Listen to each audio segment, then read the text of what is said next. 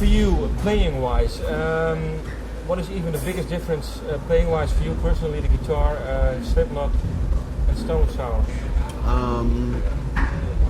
I think there's a level of freedom that I have in Stone Sour that I don't have in Slipknot. In Slipknot, it seems a little bit more like a machine, you know. When I'm on stage with Slipknot, everything's happening so fast and everything's happening so chaotically that I don't really have time to think about guitar playing. It just happens, you know what I mean? Yeah. Whereas in Stone Sour, it's more fun and a little bit more relaxed, and it's just not as chaotic. So you've got time to like really think about how you're feeling in the song, to catch into the groove of the song, and if there's a point where you feel like throwing a riff in or something like that, it just kind of flows through and happens. Whereas in Slipknot, it's just you know, all the time, and everything happens so fast. It's almost like a battle, you know what I mean? So. But this is for you then.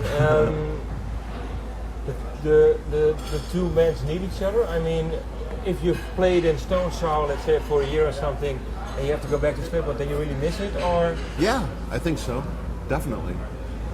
I know that if Slipknot was to go right back into the studio after we finished, you know, like say we finished the Subliminal Verses album, completely done, the cycle's done, we're done touring, and we were to go right back in the studio and do another album, it would probably suffer. It probably wouldn't be as good as it could be, and I don't think it would be as honest as it should be.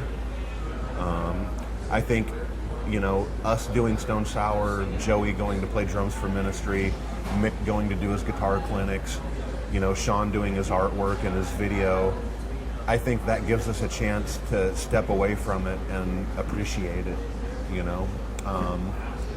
Without that too, I think that it would be, there'd be a level of dishonesty that would come with the album, you know, and that the album may happen for none of the right reasons. So I think stepping away from it and doing things like what we're doing now makes it, you know, valid. And how do you look back on the Slipknot album? Because it was a bit more experimental. Yeah, I think I love our last album. I think it's one of the greatest albums we've done. I think it's the greatest album we've done. And I think in some ways it might be hard to top, you know. But what is the thing that you especially like now? I mean, of the album? Yeah. You mean musically, or? Yeah, musically.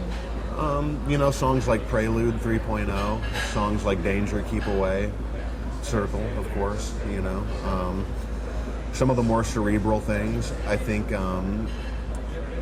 know, the fact that I had a much bigger voice on that album made me feel a little bit more comfortable in the band, and was a lot, I don't know, personally better for me, you know.